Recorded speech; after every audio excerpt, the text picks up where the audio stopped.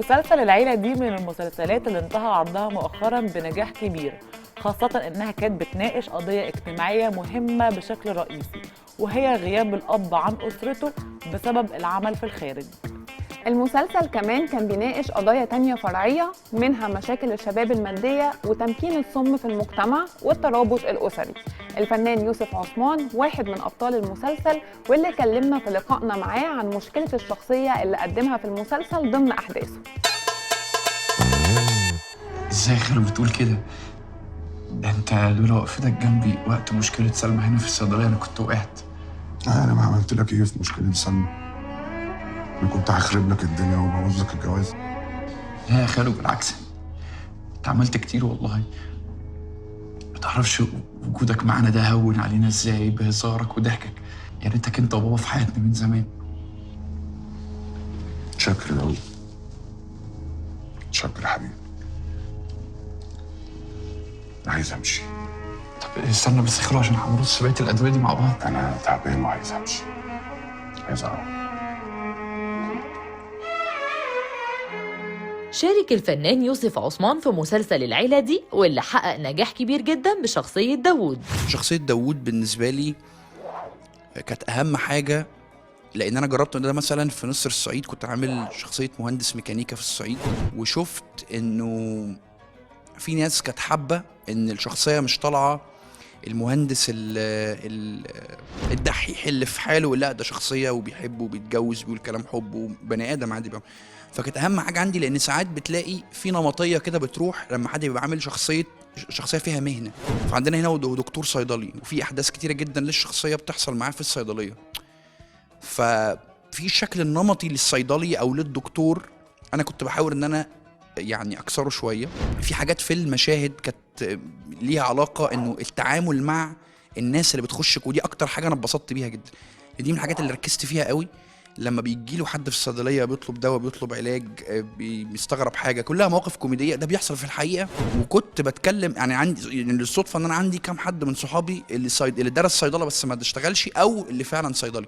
فكنت بسالهم مش ايه المواقف اللي حصلت معاكم اللي ده موجود في الدراما، بس بتتعاملوا معاها ازاي، رد فعلكم بيعمل ازاي. واللي اتبسطت منه ان لما المشاهد دي اتعرضت كانت الناس بتقول ايوه ده بيحصل معانا والله، وبرد فعلنا كده برضه. ده الحلو. طبعا في المسلسل كله عليه يغلب الطابع الكوميدي، المسلسل العائلي الاجتماعي الكوميدي، لكن برضه في حته بتبين معاناه الشاب دلوقتي في يعني بعد ما بيتخرج ويشتغل وانه يكون نفسه. الظروف صعبه جدا، وازاي يقدر يعمل كده، وازاي مطالب الاهالي بتبقى كمان او مطالب العروسه بتبقى صعبه جدا. كويس قوي.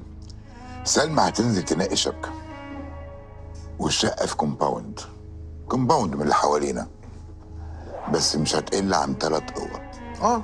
زي شقتنا برضك، وزي الشقه اللي جابها لك ابوك ولا يا ده ودار. هو شوف حضرتك، بالنسبه للشبكه ده شيء مفروغ منه، لان دي بتبقى هديه من العريس للعروسه. اما بالنسبه للشقه ممكن ياخدوها ايجار عشان يعرفوا يدفعوا الايجار. ايجار؟ انا سلمى بنتي ما تسكنش في ايجار. داوود، انت قدامك قد ايه وتشتري شقه في الكومباوند؟ يمكن مشهد اللي هو داوود بيتقدم يعني لسلمى.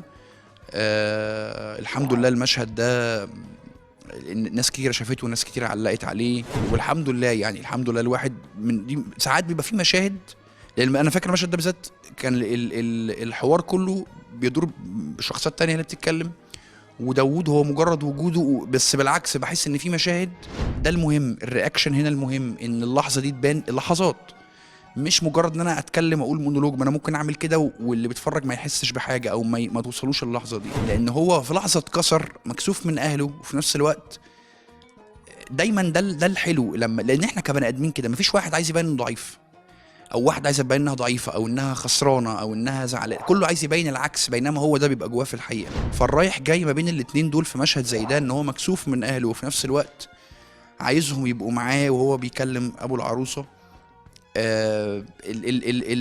برضه تاني الميزان ده او الرايحه جايه دي، هو ده انا برضه بشوفها دي من اهم لحظات المشهد. معرفش هنزقها وخلاص، بس انا مش هكلمها اقول لها اخويا عربيته عطلانه واطلعي ساعدينا. ياض ما تبقاش حسيس كده، خليك كلح. اقول لك على حاجه، احنا نزعق ونقول الحقونا يا ناس، غيتونا يا خلق، جاي جاي، هي هتطلع تقول لنا في ايه في ايه، نقول لها العجل. والله العظيم لو حد فيكم عمل النمره دي عمل حاجه في نفسه. خلاص يا عم، غتنا انت وزقها. يلا يا عنتيل، يلا يا ابو العنتيل، يلا. اشترك في باقات واتشت الشهرية بتبدأ من 14 جنيه و99 قرش، وباقات سنوية تبدأ من 150 جنيه.